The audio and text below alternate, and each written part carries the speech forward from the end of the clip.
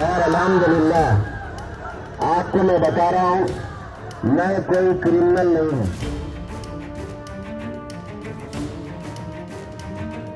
साहब, आपसे मैं कम से कम बहुत सौहार्दपूर्ण जवाब की उम्मीद करता हूं।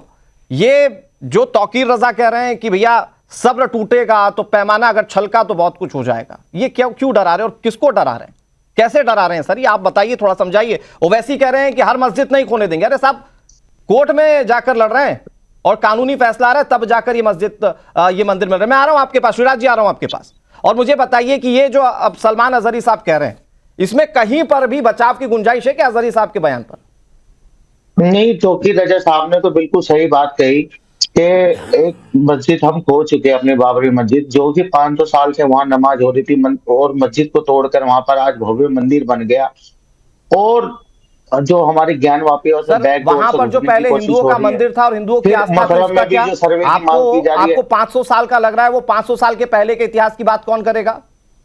देखिए, 500 साल पहले ना तो आप थे, ना मैं था, ना देश का संविधान था। 500 साल पहले थे देश का संविधान है नहीं, वो तो वहां पर मिसाल है ना, आपकी उम्र 40-45 लग रही है, अपने बुजुर्ग से 500 साल पहले की बात कर रहे हैं सबूतों के साथ। आपका कोई आपके बड़े बुजुर्ग होंगे, उनसे पूछ लो वहां नमाज होती है। हाँ, तो आपका धर्म ही नहीं था, आपका तो धर्म ही नहीं था। आप 500 साल पहले की जो बात कर रहे हैं, माफी चाहूंगी, मुझे मेरी टर्न नहीं आई है, लेकिन मैं बोल रही हूँ, जिन 500 साल पहले की आप बात करें, आप अपना धर्म बताइए, कौन से सन में आपका धर्म शुरू हुआ है? सनातन कितना पुराना धर्म है? ये बात कौन से राजा के समय की है? ये बात कौन से शासक के समय की है जो आप कर रहे हैं? ये जो मंदिर विक्रमादित्य ने वहां बनवाया था, ये उस समय की बात है जब आपका धर्म था भी नहीं। दीपा जी, एक मिनट, मैं आ रहा हूं शिवराज जी आपके पास, इसके बाद आप ही के पास आऊंगा। रंगरेज जी प्लीज जवाब दे दीजिए। नहीं, ये सुन लीजिए, ये कैसे भड़काऊ बयान दे रहे हैं? क्या ये लोग नहीं आते कानून के दायरे में? तीन राजा जो पूरे देश का माहौल खराब कर रहे हैं, इनके खिलाफ कोई कानूनी कार्रवाई नहीं होगी। अगर कोई मुसलमान बोल देते तो उनके खिलाफ कानूनी कार्रवाई होगी। क्यों तीन राजा के खिलाफ कार्रवाई नहीं हुई क्या? रंगरेज साहब, क्या हुई बताइए? मुसलमानों के खिलाफ धर्म संसद बुलाई गई और मुसलमानों को मारने काटने की बात कही, और बीजेपी के मेहरुद्दीन रंगरेज जी एक मिनट, मेरा सवाल एक बार सुनिए। ये जो चीजें हो रही हैं, चाहे वो तौकीर रजा कर रहे हो, चाहे वो सलमान अजहरी कर रहे हो, चाहे ओवैसी जी कर रहे हो, ये ऐसा लगता है कि मानो मंदिर के निर्माण के बाद ज्ञानवापी में जो आया फैसला या सर्वे हुआ उसके बाद, या फिर 2024 को लेकर, ये सारी चीजें प्लान्ड तरीके से नजर आ रही है जानबूझकर।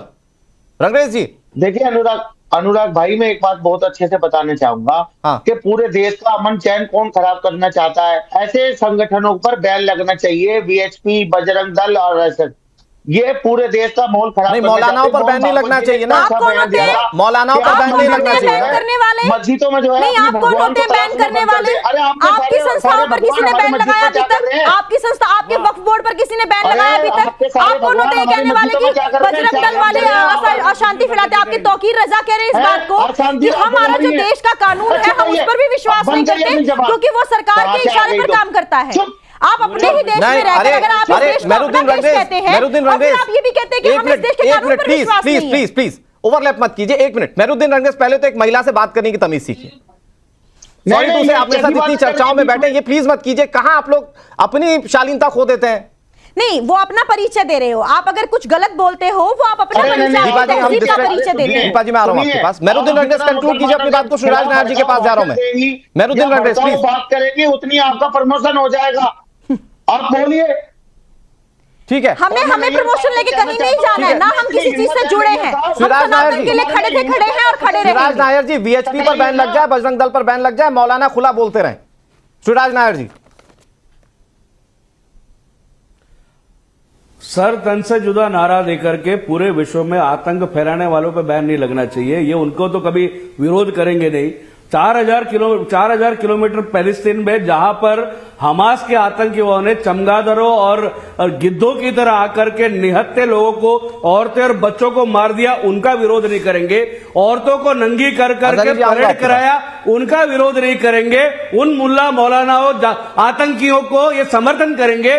और विश्व हिंदू परिषद, बजरंग दल जो राष्ट्रीय समर्थन है, जो सेवा संस्कार का काम करेंगे, उनको बैन करवाएंगे। ये इनके तरीके हैं। देखिए, ये देश जो चलता है न्याय प्रणाली से चलता है। यहां पर ये देश जुडिशियल प्रोसेस के लिए जाना जाता है।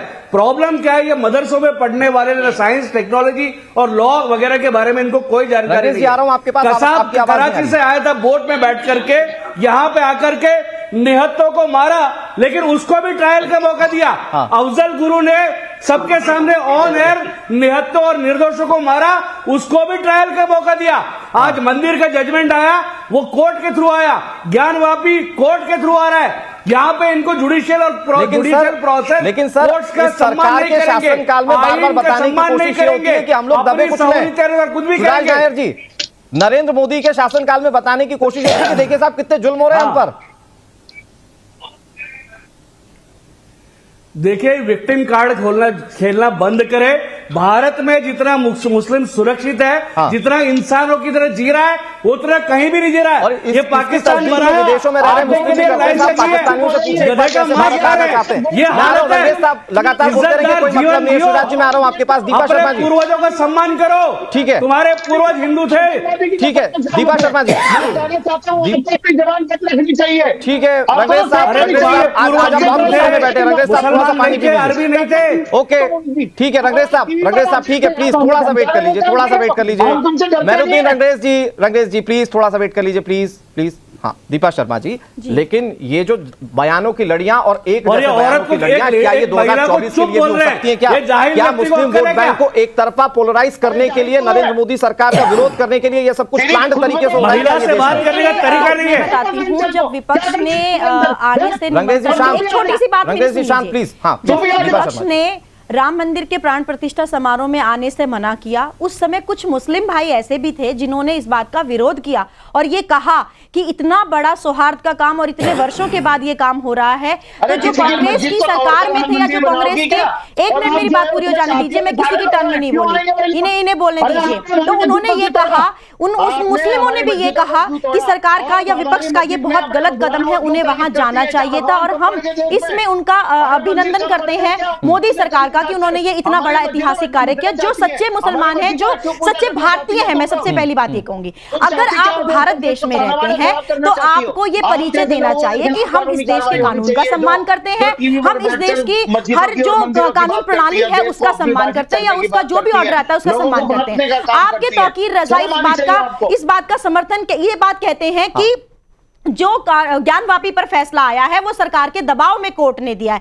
जब आप इस देश के कानून पर भी सवाल उठा रहे हैं, आप इस देश की कार्यप्रणाली पर सवाल उठा रहे हैं, आप इस देश की सरकार पर सवाल उठा रहे हैं। ये जो हो रहा है दीपा जी, मैं चाहूंगा एक संक्षेप रिएक्शन आप इस पर दे दीजिए। ये जो हो रहा है, क्या ये मुस्लिम वोट बैंक पर बिल्कुल पकड़ जो ढीली हो रही है उसकी वजह से डर बैठाकर ये सिर्फ वोट बैंक खींचने की कोशिश है? 2024 के सारा ये जो फंडा इन्होंने बनाया है, ये सब इसीलिए बनाया हुआ है कि एक प्लान तरीके से हर मुसलमान को भड़काने के लिए, और जो पढ़े लिखे नहीं है वही भड़केंगे, इनको पता है।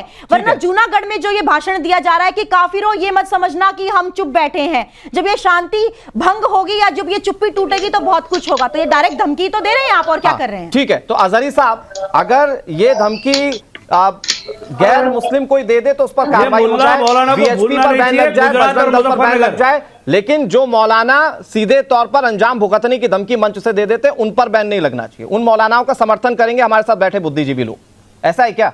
दीपा शर्मा जी, जिस तरह से अभी आपने बताया, बहुत सारे मुस्लिम लोग जो थे वो अयोध्या में जो बन रहे मंदिर का समर्थन कर रहे थे, वो मुसलमानों को नसीहतें कर रहे थे।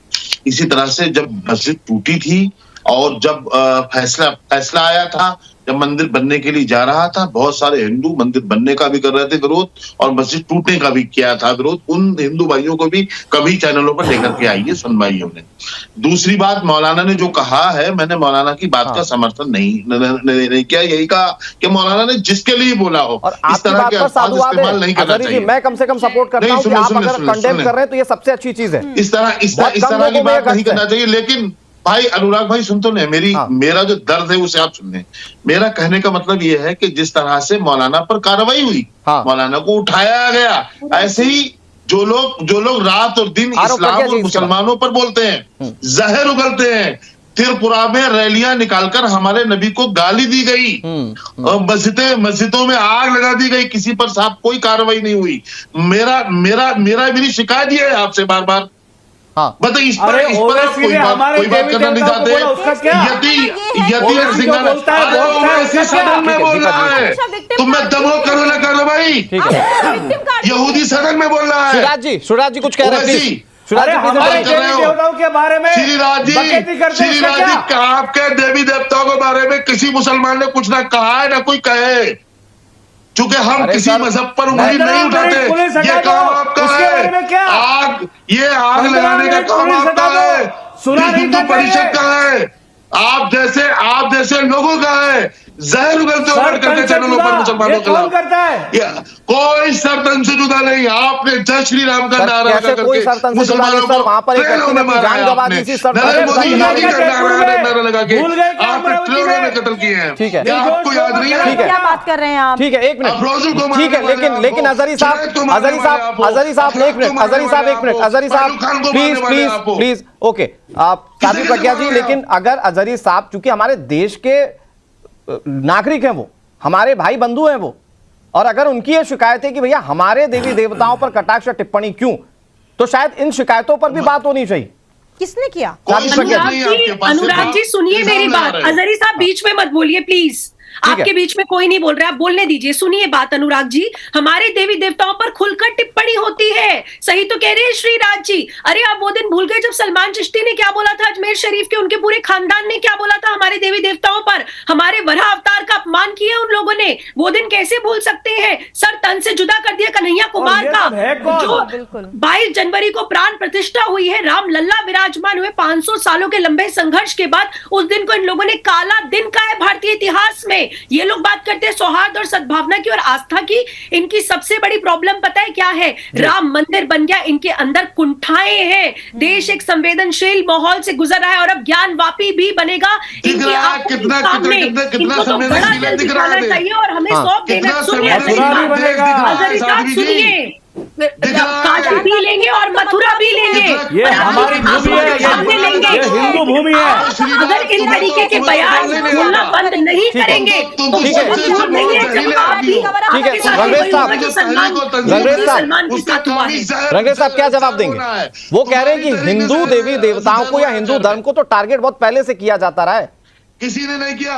देखिए मैं एक बात कहना चाहूंगा अनुराग भाई, हाँ। कि मुसलमान कभी भी देवी देवताओं के बारे में बुरा नहीं कहते, क्योंकि हमारे पैगंबर साहब ने भी कहा था कि किसी के भगवान के बारे में गलत शब्द नहीं कहने चाहिए, और हम नहीं कहते। हाँ। अगर कोई इस तरीके की कोई बात करता है, अच्छा, मुझे एक बात बताइए रंगरेज भाई, नहीं करनी चाहिए। मेहरुद्दीन रंगरेज भाई, मगर जब हमारे शांति से आपसे पूछता हूं, ये कोई ताकत है क्या जानबूझकर जो देश में सौहार्द बिगाड़ने की कोशिश करी? कोई ताकत है क्या? कड़ी निंदा करते हैं। देखिए ये सारी ताकतें आज हिंदुत्व की जो राजनीति हो रही है देश में, वो पूरे देश का माहौल खराब करना चाहते हैं, वो देश का ताना बाना खत्म कर देना चाहते हैं, आपस में जो है भाईचारा खत्म कर देना चाहते हैं। वो चाहते हैं कि इस तरीके से पोलराइज हो जाए और लोग बढ़ जाए, हिंदू में मिल जाए।